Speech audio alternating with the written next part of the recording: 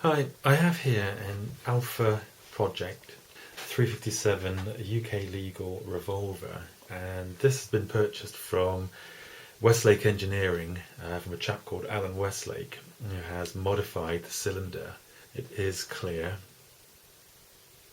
and they're not bad, these revolvers. They look great. The grips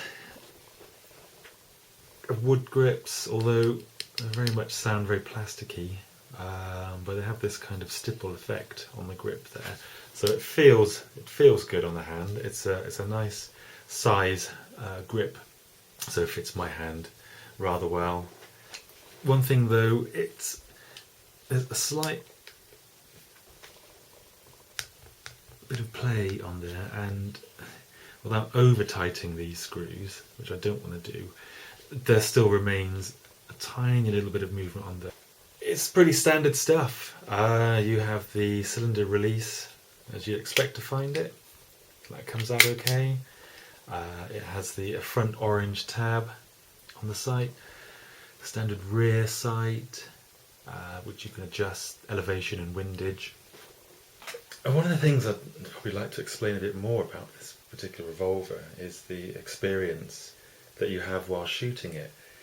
And I mean that in the way in how the action operates, and it's no fault or design fault for Alan Westlake, who's designed the cylinder. It's basically the design of the pegged system on the cylinder, as you can see, and it's the same for cylinders which are designed to take normal bullets. And basically, it's not quite as smooth in double action as Smith & Wesson, and a lot of people in Europe and around the world who have these have said how in double action mode it's not quite as smooth as, say, a Smith & Wesson or a Ruger, and yeah, that reigns true. And that can also cause a few more hang-ups when you're shooting this after a while, when the cylinder gets a bit fouling, a bit gummed up with the fouling from the gunpowder when you're shooting it. So these cylinders really need to be kept really, really clean. Even after you during shooting, you need to bring a kit with you to make sure that the primer pockets are kept very, very clean, so that the primers sit in there nicely. Because what I found is not all primers are made the same, and you find when you're loading them into a shotgun cartridge, because it's brass and it's tight, they squish in. But on this cylinder, as it's a very strong hardened piece of stainless steel, some primers slide in nice and easy, and some are a little bit stiff.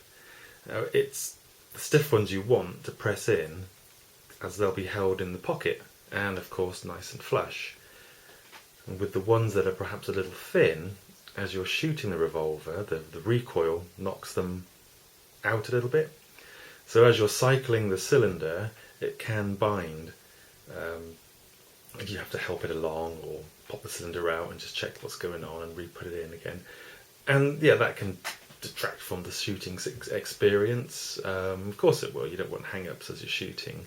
You want a nice smooth operation, but it's something that I check beforehand, and literally just push in primers, find out what fits in nice and tight, pop them out with a little pricker, put them to one side, and then put the thin ones to another side.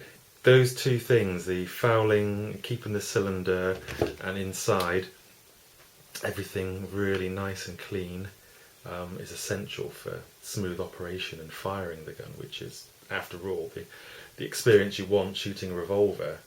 And also, now that I found the correct primers to use so that they don't pop back, because the tolerances are so fine, any protrusion or if anything comes out as you're actually pulling back the hammer, it will cause binding, and you'll find it be very stiff.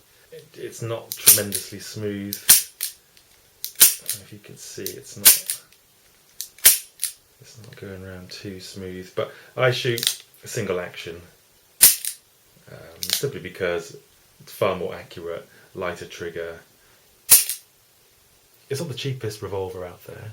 We'll put a link into Alan Westlake's website so you can check the pricing. Same for the cylinders, but just watch out for the cylinder binding issue. Must be kept clean, in particular afterwards. Always give it a good clean, the front and the rear. And also there was another YouTuber who has one of these and has done a video on taking the side plate off and basically gone through the cleaning process, dismantling the trigger, the springs, ratchets. If you want to go ahead and clean one of these, if you have one, watch the video first, highly recommended. Just so you can see ahead what you're going to be facing, how it looks, how it works, just in case you take this apart and a spring flies out. Thanks for watching guys, much appreciated.